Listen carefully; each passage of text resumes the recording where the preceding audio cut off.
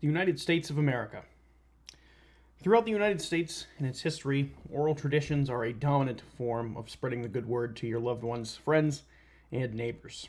Traditions can be a variety of things, and very much every family has some sort of story or tradition that is passed on throughout the years that you hold very dear to yourself.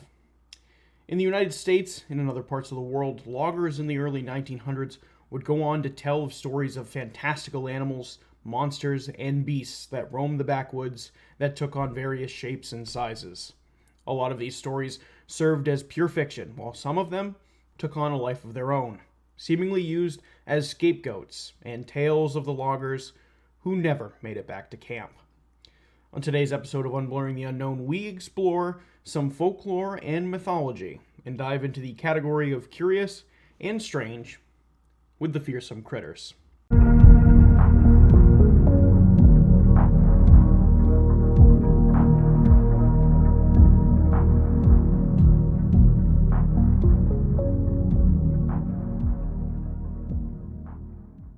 Welcome back to Unblurring the Unknown. As always, I am your host, Dominic, and for today's episode, I wanted to go a little bit more low-key and a little bit more fun.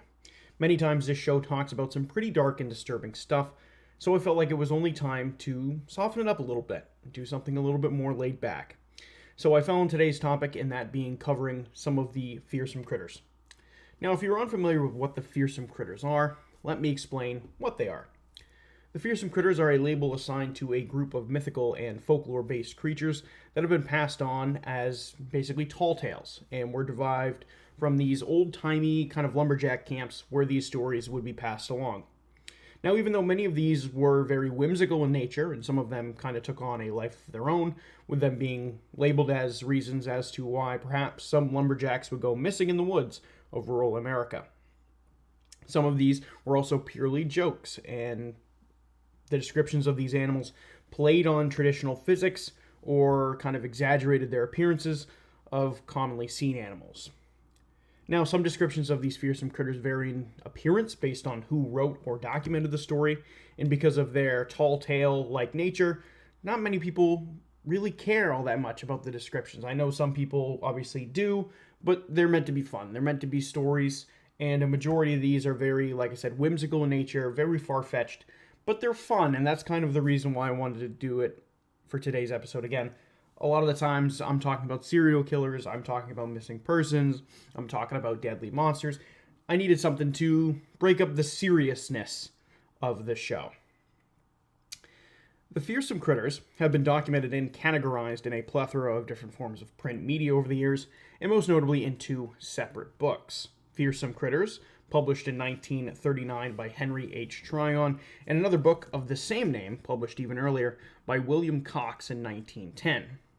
To me, what fascinates myself with the fearsome critter genre is the human imagination aspect behind it, but also the cryptid-like nature of some of these creatures, and the fact that some of them hold a little bit more truth and fact behind them than perhaps some of the other ones. So, now that you have that little background, let me explain how today's episode is going to work. I have picked 3 fearsome critters to dive into for today's episode, with the hope that I can kind of gradually bring this topic back for future episodes, so interpret this as part 1 of the fearsome critters episodes. I will go over the backstory of these fearsome critters I have selected for you, and go a little in depth in them, and then hopefully narrow down their origin, and then of course base my own personal opinions on them. Now, the very first fearsome critter that I want to talk to you about is called the Hoopsnake. Now, in theory, what makes the hoopsnake so different, and possibly a cryptid, is the idea that the hoopsnake is an incredibly rare species of snake that can, get this, put its own tail in its mouth, and then somehow become a circle, and be able to roll after you, and chase its prey like that. Now, I know what you might be thinking, and spoiler alert, there are a lot of these fearsome critters, again, that are very, very goofy. So I was being dead serious when I said this might be a little bit more laid back and whimsical of an episode than you're probably used to me hearing. However, back to the hoopsnake. Instead of having a poisonous bite like many other snakes, the hoopsnake actually has a venomous tail that it uses as its main weapon when it starts to roll at you. Upon getting hit with the tail of the hoop snake, the venom is extremely fast-acting, and there is no known antidote for it. The venom of the hoop snake is supposedly so powerful, it also affects plant life. For example, as the legend goes, when the hoop snake rolls and charges you, if the hoop snake happens to strike a tree instead on its path, the venom from the hoop snake's tail would cause the tree to wither away and die. What makes the hoop snake particularly fun is the idea that there's kind of been actual sightings of these things. And as we dive deeper into some of these fearsome critters, there is some that kind of have sightings behind them. And of course, take these sightings with a grain of salt, because for the most part, these are fake and these are made up. And also you have some that they might have a sighting or two, but they're not really well documented. It's kind of hard to find information on them. But the hoop snake seems to have sightings. And the hoop snake has supposedly been sighted in numerous states, such as Texas, Georgia, Pennsylvania, the border of Minnesota and Wisconsin, North Carolina, and even Prince Edward Island in Canada. The hoop snake actually bears a striking resemblance to that of the Ouroboros, which is a symbol in Greek mythology that depicted either a lizard or dragon-like creature that's eating its tail in a circle. Now, it is unclear whether or not this was the driving force behind the creation of the story of the hoop snake, but either way, the story is incredibly old regardless. In a letter from 1784, it actually gives an account of the hoop snake, and it reads the following. As other serpents crawl upon their bellies, so can this, but he has another method of moving peculiar to his own species, which he always adopts when he is in eager pursuit of his prey. He throws himself into a circle, running rapidly around, advancing like a hoop, with his tail arising and pointed forward in the circle, by which he is always in the ready position of striking. It is observed that they can only make use of this method in attacking, for when they flee from their enemy, they go upon their bellies, like other serpents. From the above circumstance, peculiar to themselves, they have also derived the appellation of hoop snakes. Now, the hoop snake seems to have a firm grip in folklore, with the story and depiction of the hoop snake being in the Pecos Bill stories, which are a collection of folklore stories about a cowboy in the American West. Now, the origins of the Pecos Bill stories are incredibly cloudy, but again, those themselves cement themselves as a myth of this kind of a cowboy who would go on these outlandish adventures, such as lassoing a tornado and then riding it. Now, in the portion of these myths in which Pecos Bill actually encounters a hoop snake, he was able to outsmart the snake and defeat it. Again, that's kind of all I could find, and those stories themselves are a very outlandish, far-fetched, mythical, folklore batch of stories. So, again, this is just a story. Now, it is important to note that there have been no scientific confirmed sightings of the hoop snake and anything proving the existence of it, so it isn't accepted by the scientific community because the idea of this highly venomous but also extremely rare snake that puts its own tail in its mouth and rolls at you is just very outlandish to say the least. However, some people believe in the myth, or maybe perhaps they don't. Back in the 1930s, a naturalist by the name of Raymond Ditmars put forward $10,000 at that time to anyone who could prove the existence of the hoop snake. Now, perhaps this only fueled public intrigue. However, no one has ever come forward and tried to claim that money, which of course does not bode well for those who stand behind the existence of the hoop snake.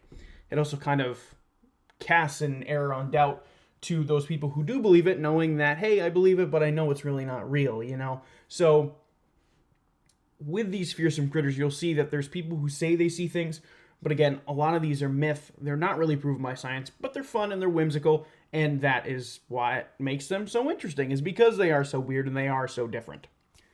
Now, to me, the hoop snake seems solely based in folklore, as there is no science nor known species of snake that exists that has the body structure that allows it to grasp its tail in its own mouth. So that leaves us at the part where we have to investigate some more normal theories as to what could be the culprit of the hoop snake myth. Now, the first theory I want to go over you in regards to the hoop snake is a mud snake. Now, one possible theory that could explain the hoop snake legend is that of the mud snake. Now, the mud snake is a non-venomous and common snake found in the American Southeast. Now, what makes a mud snake a worthy candidate is the way it often presents itself, and that being in a very loose hoop or coil-like shape. Now, often that image alone could perpetuate the myth. The mud snake is also a nocturnal animal and is only rarely seen, which would match up with the reclusive nature of the hoopsnake in legend. Upon picking up a mud snake, it does not bite you, but rather uses a ruse instead. The mud snake will actually push the tip of its tail against you and perhaps against predators, giving the illusion that it can sting you when in reality it can't. Now, in fact, if this is the case, the story about the snake having a poisonous tail rather than a poisonous bite could just be a fear inducer, as of course the mud snake is not poisonous in any way, shape, or form. So for this theory, it would be a great exaggeration, but the mud snake checks a lot of boxes. Now, the second theory I want to go over is the sidewinder. Another possible explanation is that this could be an exaggerated story of a sidewinder. Now, a sidewinder is a poisonous rattlesnake-like cousin, and I find this theory hard to believe, as the sidewinder, as the name indicates, moves in a very kind of side-to-side, back-and-forth manner. And even though, again, it checks the box of being poisonous, it doesn't really fit. You would probably just think if they were going to make a story about a rattlesnake, they would just make a story about a rattlesnake and not exaggerate it for it to be kind of this hoop-like nature when the sidewinder is kind of the complete opposite in the way it moves. It has a poisonous bite. There's no poisonous tail there. To me, that just doesn't make any sense. And you would think that people who are spreading these stories, they would know the difference between a rattlesnake and something that they're trying to describe as a hoop snake or something that people may have never seen before. But of course, telling a tale about a rattlesnake wouldn't have the shock factor as something as the hoop snake, because rattlesnakes are, of course, pretty common in the southern United States. Now, the last theory I want to go in here is the cartwheeling snake. Now, that in and of itself is not a type of snake, and you might be thinking, what in the fuck is a cartwheeling snake? And let me tell you. In 2019, scientists in Malaysia were climbing a limestone mountain when they encountered a teeny tiny dwarf reed snake. Now, when they stumbled upon the snake, they startled it. And how the snake chose to get away was that it somehow managed to launch its body over itself like a cartwheel. Now, this was actually the first time any movement like this was documented in snakes, and of course, this sent the scientists into kind of a loop, with lack of a better word, on kind of how it moved like this. So one of the scientists picked up the snake, they brought it to a flat area to see if it would do it again, and sure enough it did, repeatedly. Now, could it be possible a snake in America had done this kind of cartwheeling motion, and that in fact this motion is so rare, or maybe only seen in very small snakes, that just seeing a behavior this strange could be worthy enough of telling a story about it? Now, I possibly think it is, but it's impossible to tell whether or not somebody in the heartland or south area of America could see this and then say, oh, hey, I got to tell people about this snake that just did a freaking cartwheel. Who knows? But could this possibly mean that the story of the hoop snake originated with a teeny tiny non-venomous snake trying its best gymnast impression? We have no idea. But honestly, I kind of dig it, and it kind of makes sense. Now, the second fearsome critter I want to talk to you about is less of a critter and actually a fish. And perhaps one of those that you had actually heard about before, and it happens to be one of the more goofy products of the overactive human imagination, and that being the fur bearing trout. Now, the fur bearing trout is one of the more goofier creatures of the human imagination, and anyone who has seen one before knows the comparisons to that of the jackalope, another animal who has been created through a high sense of humor and some taxidermy skill. Now, the origins of the fur-bearing trout, sometimes also referred to as beaver trout and furry trout, seem to be split amongst areas of the country in which the legend is spread around in. However, it seems to have roots in Canada, the northeastern United States, and the Great Lakes region. According to one legend in particular, the fur-bearing trout were first discovered all the way back in the 17th century by European settlers from Scotland who were exploring the New World when they had immigrated to Canada. Now, in this original account of the legend, one of these settlers wrote back home to his family in which he said this new land had an abundance of, quote, furred animals and fish. When his family asked to see a specimen of this furry fish, he actually sent one back home. Now, according to legend, the reason these trout are said to grow fur is because of the extreme cold temperatures that the fish are subjected to during the winter months. Now, I do have to interject here. This in and of itself doesn't make any sense because trout are a cold-blooded species of fish and actually prefer when the water is colder instead of warm. So in said circumstance, there would never, to my knowledge, ever be a water temperature cold enough to where a cold-blooded fish would actually grow tusks of fur or even a fur-lined skin in an attempt to keep itself warm. However, like I mentioned, the legend is not just central to one account, and over in Vermont, they have their own legends about the fur-bearing trout. Now, Vermont's role in the legend seems to be piggybacking off of the old legend, but as it goes, a picture was taken of a fisherman on Lake Memphremagog, a large lake along the border of Vermont and Quebec, Canada, and this is back in kind of the early 1900s. Now, in this photo, it was split in half and showed two separate images, if that makes sense. And on the top photo, it shows a fisherman from the 1930s fishing on the lake for quote-unquote beaver trout in Iceberg Cove on Lake Memphremagog.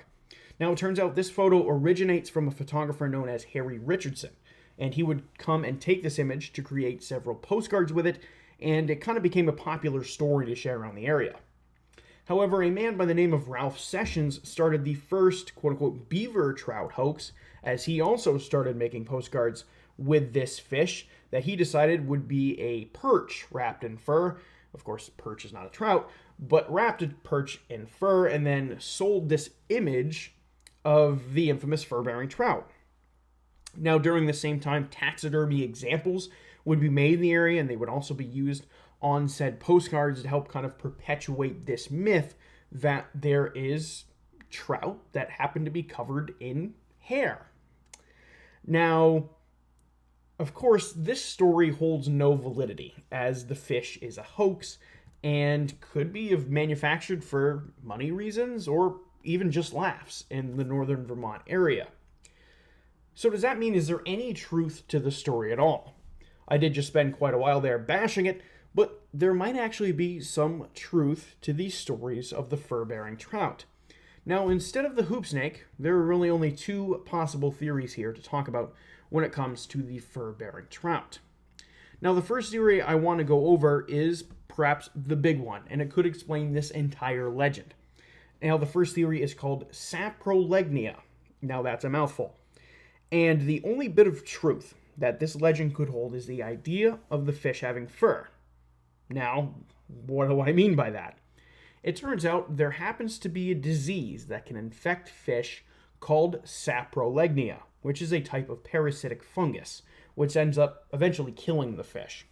It is commonly seen now in fish hatcheries, but can be seen out in the wild.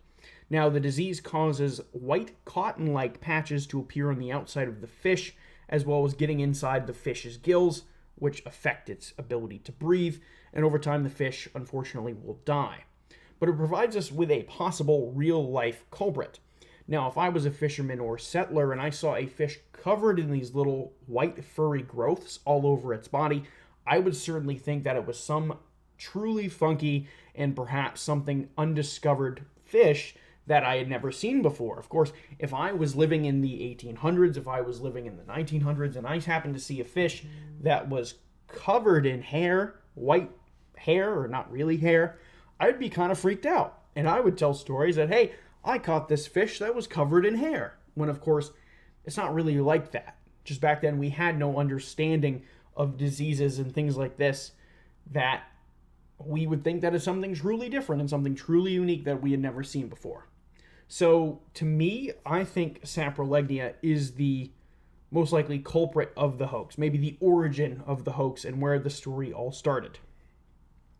Now, the second theory is just that this is fake and that this entire story is just made up, and I could see that too. You know, perhaps the first ever encounter with a fur-bearing trout was one that I mentioned, infected with saprolegnia, and then everything after that was just made up. After the original story, it was exaggerated, it was made up for laughs, it was made up for a story, whatever it was, and I think that's true as well. But either way, the story of the fur-bearing trout is a very goofy one, and part of me wishes it was real, but it was very clearly the result of an overactive imagination. Now, the last fearsome critter I want to go over is called the Hidebehind. Now, some of you might have heard of the Hidebehind before, as it kind of treads that line between fearsome critter and cryptid, But the Hidebehind is a classic example of one of these longer stories shared around the campfire to scare everybody else. But this story, and the story itself, was a pretty frightening creation. It wasn't something as harmless as a trout with hair on it. It was a monster. Now, the Hidebehind's description is kind of very loose-fitting because, as the legend goes, it is very seldom when you actually see the Hidebehind because, as its name implies, it is able to hide behind trees and objects in the woods so that its unsuspecting prey cannot see it. And whenever its prey would turn around, it would use that time to slowly sneak closer to it. Many loggers in these camps would often use the Hidebehind as an excuse for disappearances of loggers who wouldn't make it back to camp that night. Of course, this was back in the 1920s and 1930s, and loggers during that time had a lot of things to pay attention to in the wild. You had wild animals, you had accidents, things of that nature, to make sure that they did not meet an unfortunate fate. So adding the Hidebehind into the mix perhaps added an extra level of care, an extra level of caution, and perhaps a little bit of a scare factor as well when you're in the woods late at night.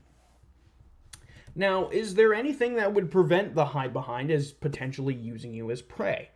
Well, as the legend and the myth goes, the animal hated the smell of alcohol to the point that it wouldn't even stalk people who smelled like it, and it certainly wouldn't try to eat them. Now, of course, many lumberjacks would use this as an even bigger excuse to drink more while out in the woods.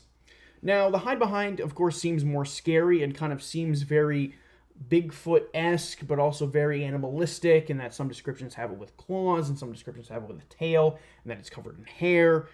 And this creature, again, seems very more scary and frightening as compared to the last two fearsome critters that we have talked about. But in my opinion, what makes the Hidebehind very interesting to me is that in New Hampshire, practically my backyard, has its own iteration of a monster very similar to that of the Hidebehind, and there have actually been people who have claimed to see it. In the northern New Hampshire wilderness, there is a legend about these tall, humanoid-like creatures that stalk the woods. They are covered in hair and bear a lot of resemblance to that of Bigfoot, but they are much lankier and much skinnier creatures called wood devils. And like the Hidebehind, their slender builds allow them to hide behind trees and other vegetation in the woods a lot easier than something of greater size. Now, the origin of the wood devils comes from the 1930s and 1940s within Coos County, New Hampshire. It is widely believed that the name wood devil came from the lumberjacks who worked deep in the woods in the northern and most remote part of the state. Now, the notable sightings that have to do with the wood devil seem to start in the 1940s and the 1950s, and there seems to be some sightings trickling into the 1970s, the 1980s, and a couple I found even kind of lingering into the 2000s, but I didn't find much after that, and I want to go over these sightings with you. In 1942, a hunter by the name of George Wentworth sighted one of these wood devils while hunting in Dixville Notch. George actually did manage to shoot the creature and injure it, but unfortunately lost the blood trail in the woods. He said that the hairy beast was 8 feet tall and roughly 400 pounds. Now again, that kind of goes against the skinny and lanky nature of the creature, and you kind of see that kind of go back and forth. So that is one of those inconsistencies with this, but I will touch on that here in a moment. In 1948, George Lavoie described seeing a very tall and hairy creature near his hunting camp. He said that the creature had a face like a horse and had gray hair. George Lavoie would fire his gun at the creature, but missed. This, of course, scared the beast away, and when George Lavoie went to investigate where he saw it, he discovered footprints. Fast forward to 1952, Robert Goulet would also be hunting in Dixville Notch when he would hear a loud, piercing scream. He would investigate where the scream came from, and when he did, he discovered a roughly 7 to 8 foot tall creature covered in gray hair. He fired his gun at the creature, but also missed. Again, we're not very good hunters, I guess, in the 40s and the 50s. Who knows the weapon capabilities or how far they were planning on trying to shoot the beast from. But we're not very good at hitting a giant animal, of course, or at least that's what it seems. Now, again, take another time jump, this time to 1973. A group of hikers near Mount Cabot said they witnessed a large, hairy creature hiding behind a tree. Now, they estimated its height at roughly 7 feet tall and said it was covered in gray and brown hair. They also observed that the creature stunk and had a very, very bad odor. In 1977, John Horgan observed the creature crossing the road in the middle of the night in Pittsburgh, New Hampshire. He said it was roughly 7 feet tall, and you guessed it, covered in gray hair. In 1983, Linda Newton Perry said she had witnessed the creature standing behind a tree near her home in Colebrook. She described it as 8 feet tall and actually said it had tan hair. In 1997, Bill Driscoll was driving near the town of Errol when the creature came out in front of him. He described the beast as having a human-like face with long arms and legs. Now, he put the beast slightly taller at roughly 9 feet tall and also said its fur was gray in color. He also stated that the creature looked at him briefly before it finished walking into the woods. Now, to me, this seems very similar to that of a cousin of Bigfoot, but the similarities between the way it hides and kind of the stories around that are very interesting to me. Sightings of the wood devils, like I mentioned, trickled into the early 2000s, but I've kind of struggled to find any recent sightings. Now, the big thing for me, and I mentioned the inconsistency in which the creatures are described in weight and kind of size kind of bugs me. You have some people saying they look like they are 400 pounds, of course, while others say they are more thin and lanky in nature. Now, it seems odd, and I'm not calling the sightings hoaxes or hogwash or whatever. It's just personally something that I am taking with a grain of salt. But with that being said, where does that leave us with the Hidebehind?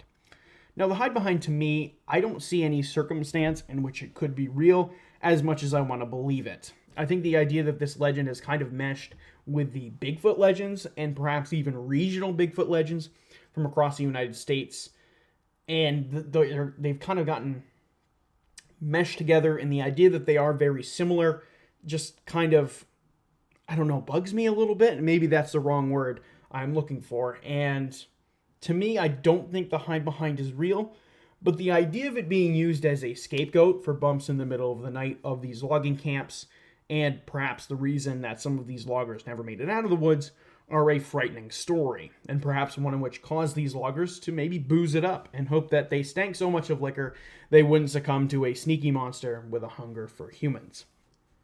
The Fearsome Critters are a fun little subgenre of the cryptid kind of area, and one in which I think is fun and interesting and different and low-key, and I hope you enjoyed the topic change for this week. I think we honestly needed something very fun and laid back for this week, especially with all the crazy shit happening in the world nowadays. It's almost like you can't go on the internet without seeing something terrible, whether it is the fires over in California, whether it is something going on in the world with violence and death. It's honestly, it's a terrible, terrible time that we are living in. But we honestly need fun little things like this and fun little stories to kind of help get our minds off of things. And I hope that I provided that with you, and I hope you all enjoyed it for today's episode. But with that being said, that's going to do it for me for this week's episode on Fearsome Critters Part 1. Again, hope you all enjoyed it. If you are listening to this on Spotify, please turn on post notifications so you get notified every time I post a new episode. If you're listening to this on YouTube, please like, comment, subscribe. It helps me out. It helps grow my channel, and I greatly appreciate it. Just so you know, I'm also on Instagram at Unblurring the Unknown. You can check me out there. You can also send me topic suggestions to my email. That's unblurringtheunknown@gmail.com. Also send those Instagram direct message. I love topic suggestions. Please send them to me. I greatly appreciate it. Now, I am also on TikTok, but by the time this episode comes out, I don't know if TikTok's going to be around anymore. So if it is still around by the time this episode comes out, please check me out on TikTok, Unblurring the Unknown on TikTok. Again, I don't know if it's going to be around. I don't know if Elon Musk is going to buy it, if Mr. Beast is going to buy it, what's going to happen. But if TikTok is around, come that time, you can still check me out on TikTok at Unblurring the Unknown. But with that all being said, that is going to do it for this week's episode, Fearsome Critters Part 1. Hope you all enjoyed it, and I will see you all on the next one.